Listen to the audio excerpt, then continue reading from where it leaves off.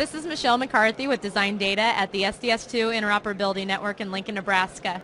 I'm here with Luis Torres of the Steel Detailers in Seminole, Florida. And Luis, can you just tell me a little bit today about how SDS2 has helped your business grow?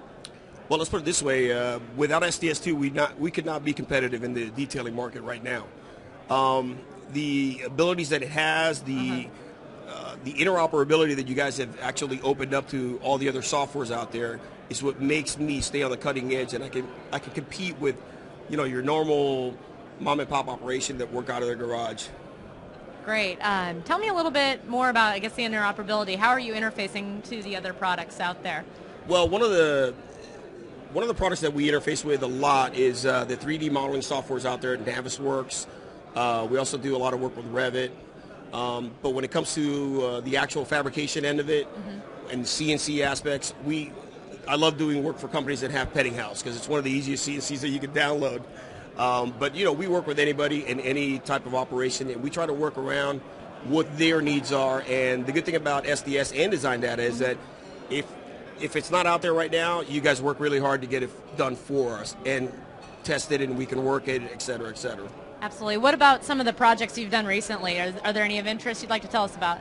Well, one of the real interesting projects, unfortunately, is the Ares type rockets that were going to replace the space shuttle.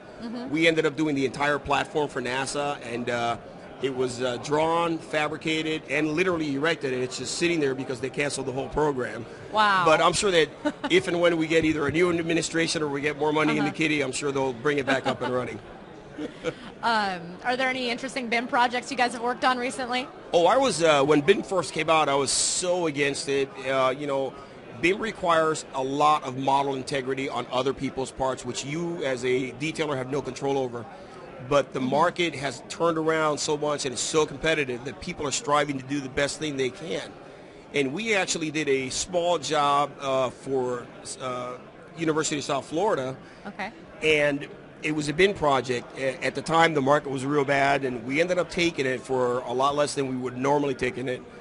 We had a BIM coordination meeting, and I talked to my partner, Mark Bishop, and I told him, I said, we'll be lucky if we break even. And because of the BIM coordination, we actually made a good 10 to 12% profit. Really? On it. Oh, yeah. It was the first job and I've been doing this for quite a while. Don't let my looks deceive you. But we did that job, and it's the first job that I've ever done that we had all the precast panels in 3D imported into the model. We did every single precast connection to our steel prior to putting any of our steel on detail sheets. Wow. And that also includes the precast panel drawings. No precast panel drawings were done until we had actually coordinated all the connections to our steel. And I'll tell you what, it was great because it's literally like going out there in the backyard, building this building, and then taking it apart and putting it on drawings. And it worked out great for us. So I am a big proponent of BIM now. Of course, again, the model integrity on that side has to be good. If not, it's not going to work. Besides model integrity, if there's anything else you had to recommend to someone that's going to try a BIM project, what would it be? Definitely have a very good kickoff meeting. BIM requires a lot of coordination up front. If you try to do it on the back end, everybody's going to be in la-la land. They're not going to know where everybody else is at. So if you know it's a BIM project, start off from the beginning. Put a little bit of money up front because you're going to have to go places, do meetings. Once it kicks off and you know exactly where you're going to start, everything else rolls along really, really great. Awesome. Thanks, Luis. You got it.